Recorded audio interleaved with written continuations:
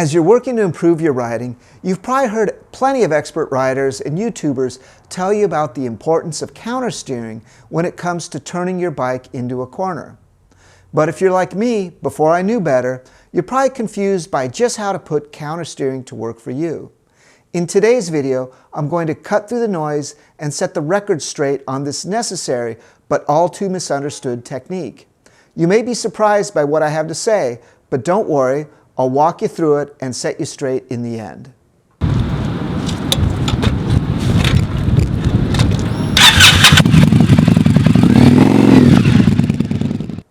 Do you know how to ride a bicycle? When you were a kid, did you endlessly fly up and down the streets on two wheels?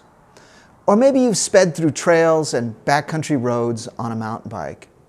Have you put in long miles on a road bike? Congratulations! You know what you need to know about countersteering.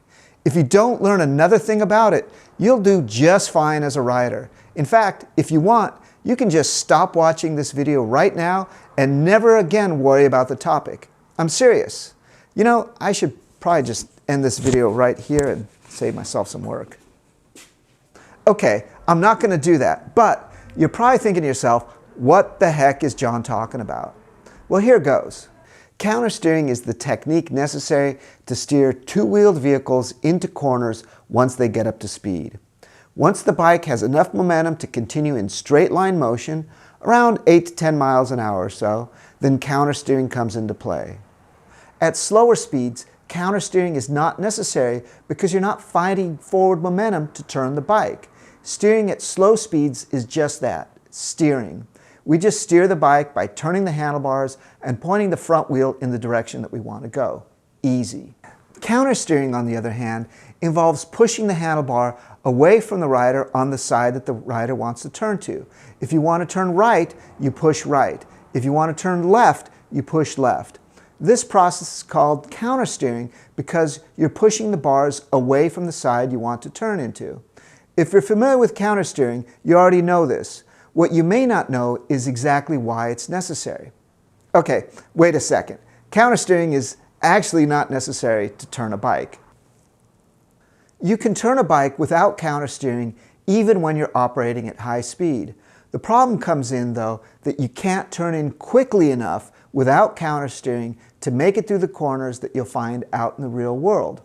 Once your bike gets up to speed, the rotating mass of your wheels wants to keep your bike going straight. Going back to being a kid riding a bike, I remember pedaling my bike really fast and then jumping off. We'd watch the bike continue on in a ghost ride until it lost momentum and crashed. We'd laugh at the sight, though if our parents knew, we'd probably been busted for trashing something they paid a lot of money for. Anyhow, the point of this story is that a moving bike will continue on in a straight line on its own even without any rider input. In order to get it to change direction quickly, we need to push on the handlebar to make the bike fall in the direction we want to point the bike. Push the handlebar to the right and the bike falls, what we call leaning, to the right. So then we can point the bike to the right and make our right-hand corner. As I said earlier, we can just turn the handlebars without countersteering to make the bike turn, but the bike won't turn in quickly enough to make the corner. So we need to help the bike by pushing it into a lean. That's what countersteering is, a gentle but steady push on the bars to get the bike to lean in the direction that we want to go.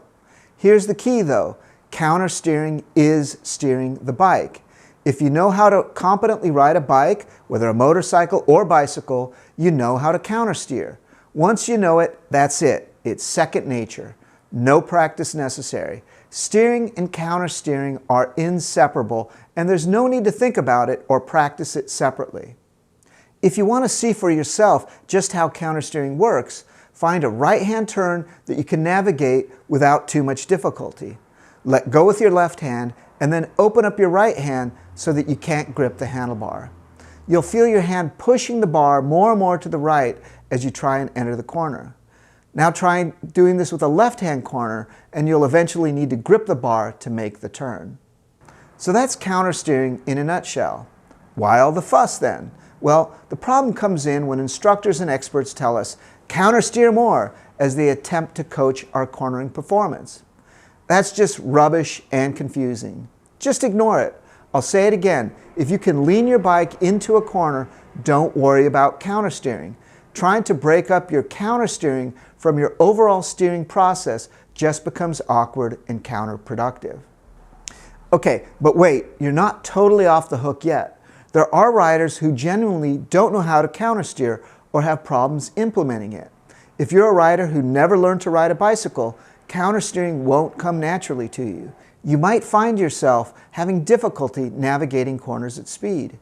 If you're having problems with corners, this might be you. But how do you know if the source of your issues are with countersteering or with something else? To help us understand the source of our cornering problems, I've set up this makeshift corner using practice cones. In my first run through, I'm going to attempt to navigate the corner just using steering only, no countersteering. Notice how I run wide as I enter the corner. I exit the lane early into the turn before the bike reaches the corner apex. Because I'm not forcing the bike into a lean, the bike can't even begin to negotiate the corner. If you're going wide on corner entry, then yes, countersteering is probably an issue for you, and you will need to work on it to progress as a rider. I'll cover how to improve your countersteering skills in a future video. In this next run through, I'll use countersteering. Now we enter the corner just fine, but instead we're running wide after the apex. Here's where the experts will often tell you that you need to add more countersteering to make the corner. No, countersteering is what we use to enter the corner. The reason why we ran wide has nothing to do with countersteering. Instead, it's because we entered the corner with too much speed, we took the wrong line through it, we didn't use our brakes properly, had poor body position, and failed to properly use our vision to guide us safely through the corner. In other words, there are so many other ways for us to improve our cornering ability, and none of them have anything to do with countersteering. And that's the real point of this video. Unless you're completely new to riding two-wheel vehicles, don't worry about countersteering. Just forget about it. Instead, focus your efforts on the critical fundamentals of riding: line, vision, braking, body position, and motor controls to get you into and out of corners faster and more safely.